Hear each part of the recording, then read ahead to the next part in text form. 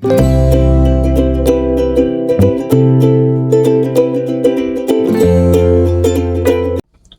hello, salam sejahtera Malaysia. Selamat datang ke channel Fels Lifestyle.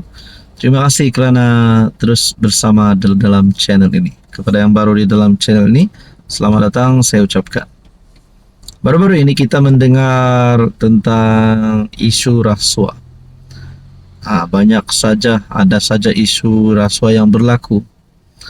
Antara yang menarik, antara yang menjadi cerita paling panas setakat ini berkaitan dengan skandal rasuah Sabah. Beberapa nama pemimpin-pemimpin di Sabah disebut di dalam isu ini, dan yang terbaru nama Jeffrey Kitingan libatkan video RM 1.78 juta rasuah. Tapi kita tidak tahu sejauh mana kebenaran kenyataan tersebut. Itulah kita nantikan keputusan terkini. Tapi saya sebagai rakyat Malaysia, siapapun juga perasuah ahli politik kah, YB kah, siapakah di Sabah, siapapun juga mereka, kalau mereka benar-benar terlibat rasuah, mereka perlu ditangkap, perlu dikenakan tindakan undang-undang supaya ini tidak menjadi normalisasi. Saya tidak cakap siapa, tapi siapapun juga ahli politik, YB, Dato, ahli parlimen, ahli Dewan Undangan Negeri, menteri, timbalan menteri, siapa sajalah. Kalau mereka terlibat rasuah, mereka perlu ditangkap. Nah, saudara-saudara, Azam Baki, Ketua Pesuruhjaya SPRM, ada membuat kenyataan baru-baru ini.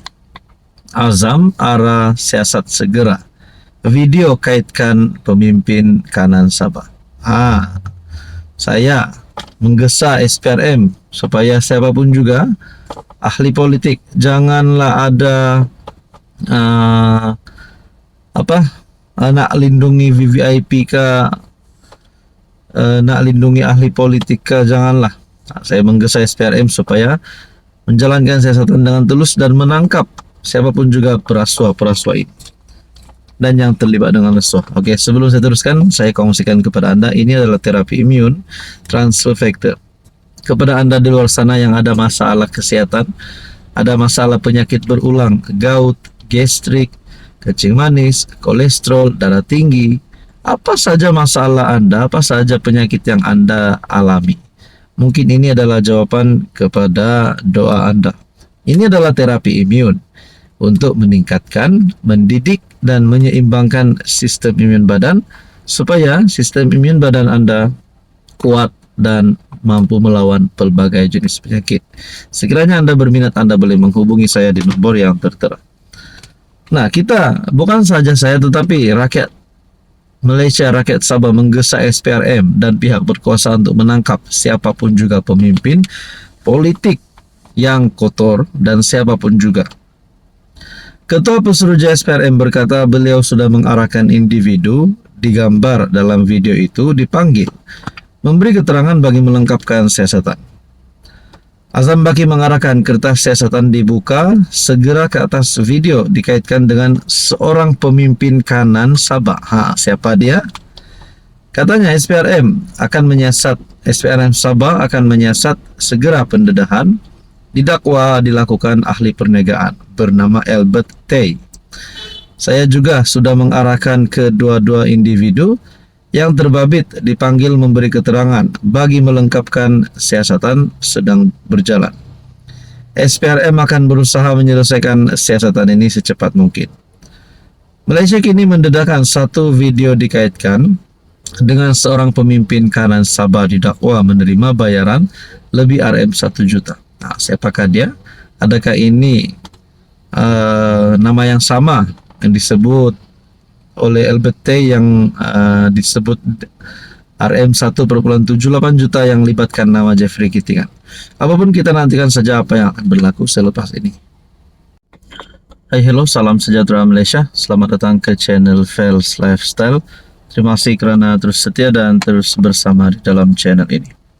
Antara keputusan-keputusan yang kita nantikan berkaitan dengan inquest Zahra Khairina. Saya yakin Anda di luar sana pun sedang menantikan apa keputusan terkini. Dan yang paling kita mahu adalah supaya case ini selesai secepat mungkin, dan kita mau tahu apa sebenarnya kebenaran yang ada di sebalik kematian Zara Khairina. Ramai yang masih melaungkan justice for Zara. Jadi saudara-saudara, ada satu kenyataan terbaru daripada saksi. Kali ini menyebut privacy ataupun surat privacy Zara. Nah, ini pasti satu lagi penemuan yang mengejutkan netizen. Inquest Zara Khairina. Situasi tegang apabila pelajar jumpa surat privacy Zara. Kenyataan daripada saksi. Mahkamah Coroner dimaklumkan oleh saksi pelajar kedua bahawa situasi pada malam Allahyarham Zara Khairina Mahathir dituduh mencuri bertambah tegang apabila ada pelajar didakwa terjumpa surat dipercayai mengandungi privacy Zara.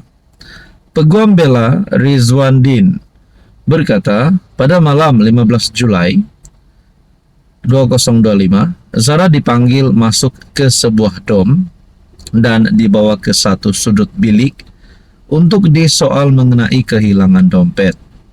Bagaimanapun, Zara menafikan tuduhan tersebut dan bersumpah bahawa dia tidak mengambil dompet berkenaan.